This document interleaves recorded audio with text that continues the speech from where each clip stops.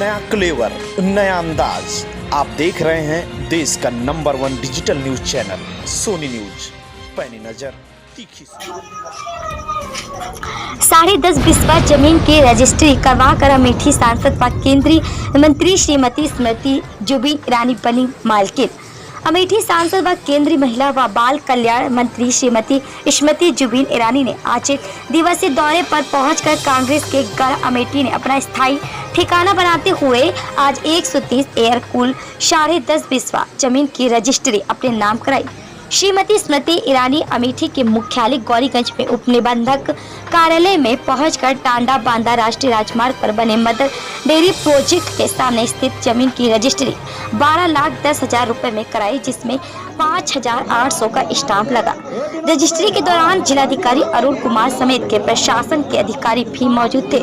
श्रीमती स्मृति ईरानी ने पत्रकारों से बातचीत करते हुए कहा कि मुझे गर्व है कि अमेठी का विकास हुआ। अमेठी को 30 साल बाद मेडिकल कॉलेज मिला, कई बाईपास बने।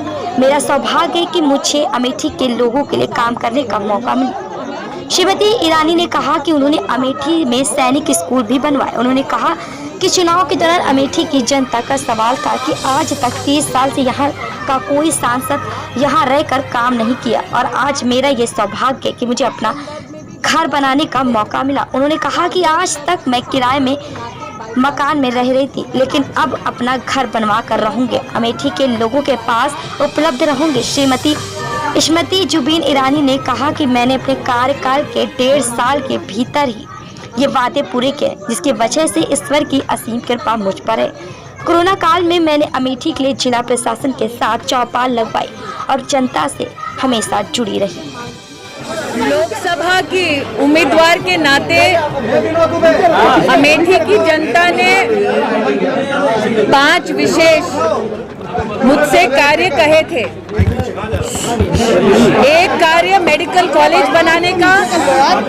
मैं नरेंद्र भाई योगी जी का आभार व्यक्त करती हूँ कि 30 साल से अमेठी के मेडिकल कॉलेज के सपने को साकार करने में दोनों सरकारों ने भूमिका निभाई। अमेठी को 30 साल बाद मेडिकल कॉलेज दिलवाने का सौभाग्य मुझे प्राप्त हुआ। अमेठी में बाईपास बने, इस संदर्भ में भी जनता ने मुझसे यह आग्रह किया था कि सांसद के नाते बाईपास के प्रोजेक्ट को मैं पास करवाऊं।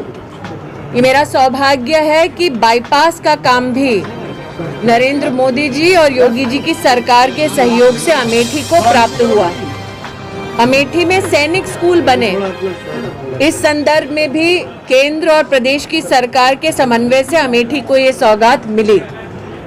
साथ ही जनता की ये मांग थी कि अमेठी के इतिहास में आज तक अमेठी का सांसद अमेठी में कभी घर बनाकर रहा नहीं। आज तक मैं अमेठी में किराए के मकान में रह रही थी। आज मेरा ये सौभाग्य है कि मैं यहाँ पर घर बनाने की अपनी प्रक्रिया शुरू कर पा रही हूँ।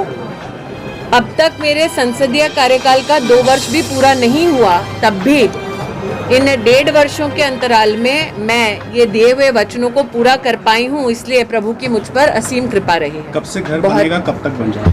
आज रजिस्ट्रेशन कराया है और आशावादी हूँ कि बहुत ही जल्द निर्माण कार्य शुरू होगा।